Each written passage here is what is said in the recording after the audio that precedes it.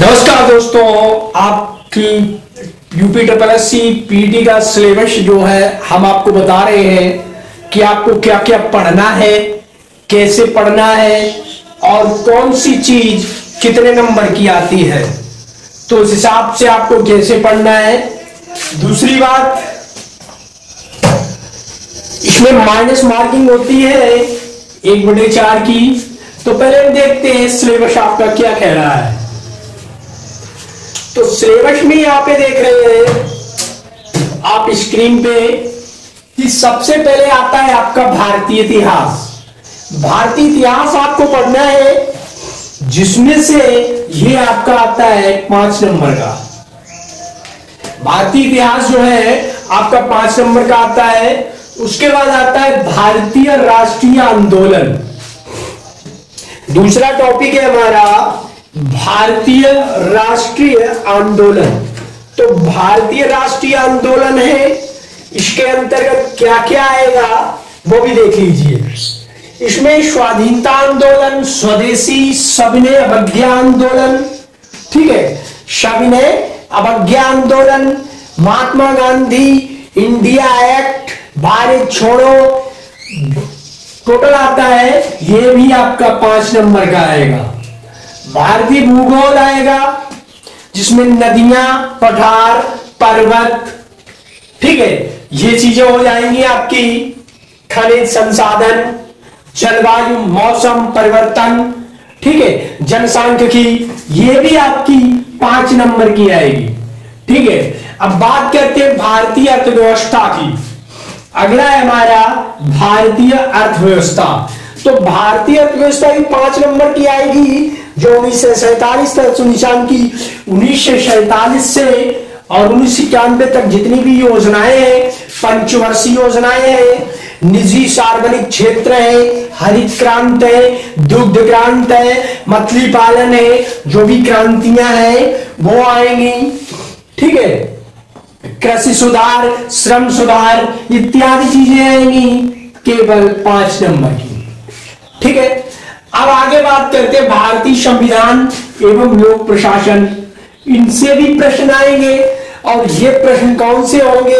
भारतीय संविधान के होंगे, नीति निर्देशक तत्व होंगे, आपसे अनुच्छेद पूछे जा सकते हैं, ठीक है, या आपसे कौन सी कहां पे धारा है वो भी पूछी जाएगी, ये भी 5 नंबर का आएगा। ठीक, यहां तक आपका क्लियर हो गया, यानी कि हिस्ट्री आपकी क्लियर हो गई। अब अगली बात करते हैं, यहां विज्ञान जो आपका लिखा है सामान्य विज्ञान। तो सामान्य विज्ञान के अंतर्गत आपको 3 चीजें पढ़नी होगी: भौतिक विज्ञान, रसायन विज्ञान और जीव विज्ञान। ये भी आपको सामान्य विज्ञान की तरह पढ़ना है, तीनों चीजें पढ़नी है, प्रारंभिक ही है सब। तो ये विज्ञान भी आपका 5 नंबर का बनता है। अगला टॉपिक आता है प्रारंभिक गणित। तो प्रारंभिक गणित के अंतर्गत पूर्ण संख्याएं, भिन्न, दशमलव, प्रतिशत, ठीक है, साधारण ब्याज, वर्गमूल, घातांक और करणी, ये मिला के 5 नंबर के आएंगे। सामान्य हिंदी हो गई, इसके अंतर्गत संधि, व्याकरण, विलोम, छंद नहीं, व्याकरण आएगा, लोकोक्तियां, मुहावरे, ठीक है, लिंग, विलोम, पर्यायवाची, वाक्यांशों की शब्द रचनाएं और लेखकों की, ये भी 5 नंबर के आते हैं। सामान्य अंग्रेजी में क्या होगा आपका? गद्यांश होगा, एंटोनिम एंड सिनोनिम्स, ठीक है, एंटोनिम, सिनोनिम और एक गद्यांश, जिसमें से आप उसमें से प्रश्न छांटोगे, टोटल 5 नंबर। तर्क एवं तर्क शक्ति यानी रीजनिंग बोलते हैं जिसे, तो ये लॉजिकल रीजनिंग हो जाएगी हमारी, तो ये भी आपकी 5 नंबर की आएगी। तो इसमें अलग अलग तरह की चीजें आती हैं। अब आपकी समसामयिकी बची है। समसामयिकी का मतलब होता है करंट अफेयर, ठीक, करंट अफेयर। तो अब करंट अफेयर जो है ये आपको डेली पढ़नी पड़ेगी पिछले 6 महीने से। मतलब अगस्त चल रहा है और सितंबर अक्टूबर नवंबर में आपका पेपर है, तो आप जुलाई से लेकर आप 6 मंथ जोड़ लीजिए, ठीक है। जुलाई से लेकर यानी अगस्त, जुलाई, जून, मई की लगभग 6 महीने पिछले की करंट आपको पढ़नी होगी और डेली की भी पढ़नी होगी। ये भी ज्यादा नहीं, 5 नंबर का होता है। सॉरी, ये 10 नंबर की आती है, 5 की नहीं 10 नंबर की आती है, ठीक। अब होगी सामान्य जागरूकता। सामान्य जागरूकता के अंतर्गत कौन क्या कहां बड़ा छोटा, ठीक है, किसे नंबर मिला किसे क्या मिला, ये चीजें, कौन खिलाड़ी है, कहां क्या हो रहा है, ये चीजें भी आती हैं सामान्य जागरूकता में। और दोस्तों इसमें आ जाएंगी बहुत सी चीजें, पुस्तकें हैं, लेखक हैं, राजभाषा है, मतलब जितना भी भारत के अंदर है, ठीक है। भारत के अंदर जो भी है, लोकसभा, राष्ट्रीय दिवस, कुछ दिवस पूछ देंगे, इस तरह की चीजें आती हैं हमारी सामान्य जागरूकता में, और ये हमारा 10 नंबर का टॉपिक है। अब बात करते हैं दोस्तों, अपठित हिंदी का एक गद्यांश आएगा, उस पे क्या करना है, विश्लेषण और विवेचन यानी उसी में से निकालना है। वो आपसे उसका शीर्षक पूछ सकता है या फिर शीर्षक के बाद में उसमें से विलोम शब्द या कोई भी चीज पूछ सकता है। अब ये पोर्शन जो बचता है ये गणित का पोर्शन है। तो ग्राफ की व्याख्या और विश्लेषण, तालिका की व्याख्या और विश्लेषण यानी जिसे हम बोलते हैं डीआई पीआई, ठीक, यानी कि वृत्त चार्ट या किसी चार्ट का आएगा, और दोनों भाई साहब 10-10 नंबर के होते हैं, ये 20 नंबर आपके मैथ के हो गए, ठीक है। ये भी आपका 10 नंबर का बनेगा। तो यहां जो टोटल भी आके बनेगा आपका पेपर, ये पूरे 100 नंबर का है भाई, ठीक। पूरा पेपर 100% हो गया।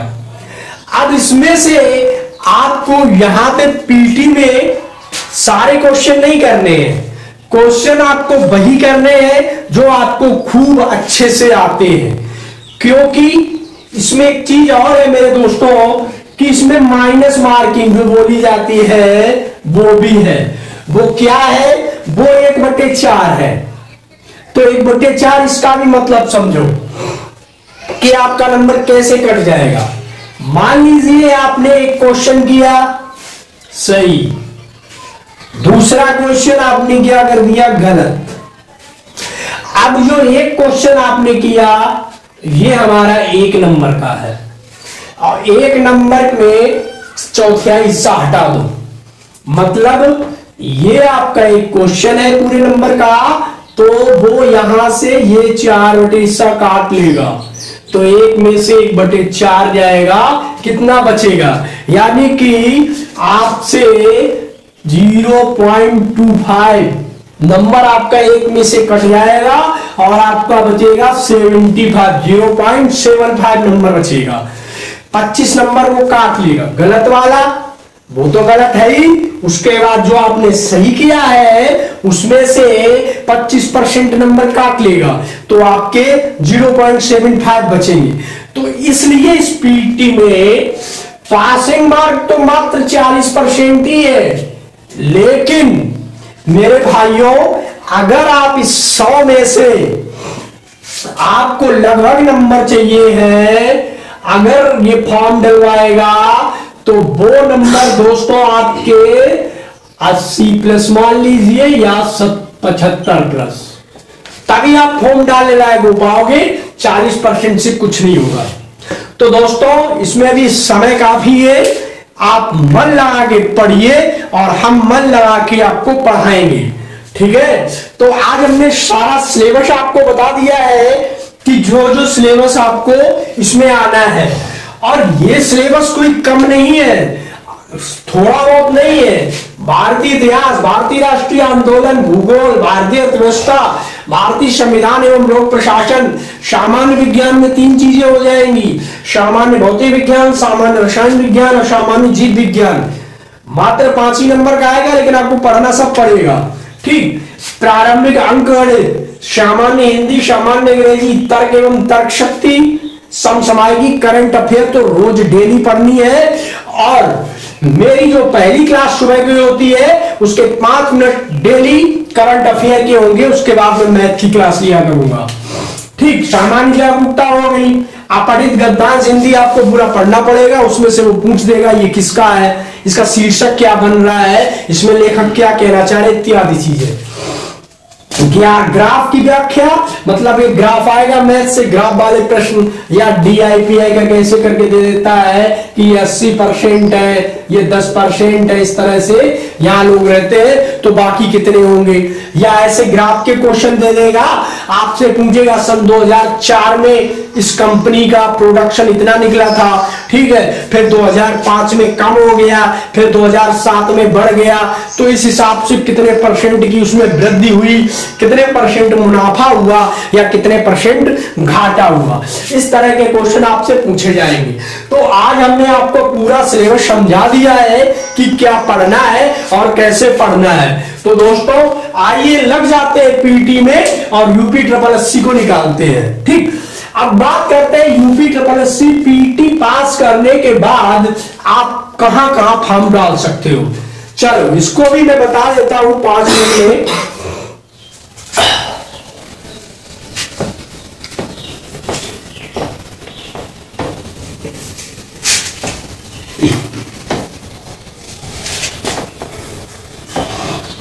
तो दोस्तों ये UPSSC पीटी जो निकाला गया है तो ये 1 साल के लिए वैलिड है। इसकी वैलिडिटी होती है 1 साल के लिए, हर साल आता है लेकिन 1 साल की वैलिडिटी होती है। और जो इसे पास कर लेता है, ठीक, उसके लिए क्या क्या अपॉर्चुनिटी आ जाती है वो देखो। जितने भी उत्तर प्रदेश के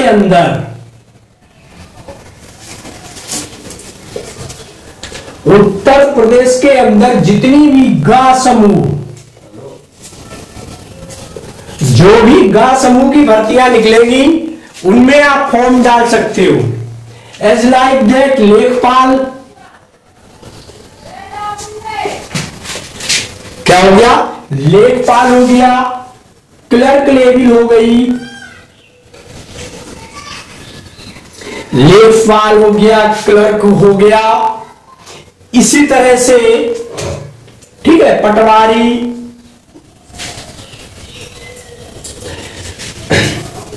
पूरे गा समूह में जो आपकी भर्तियां निकलेंगी उनमें आप फॉर्म डाल सकते हो। ठीक है, तो इस हिसाब से अच्छे से तैयारी करिए और हमारी क्लास डेली लेते रहिए। हम आपको जरूर अच्छे से अच्छी और करंट यानी कि वही लेके आएंगे जो आपके काम की है। ठीक है, तो ये वीडियो हमारा सिलेबस का वीडियो था। तो सिलेबस वीडियो कैसा लगा आपने जरूर बताइए। धन्यवाद।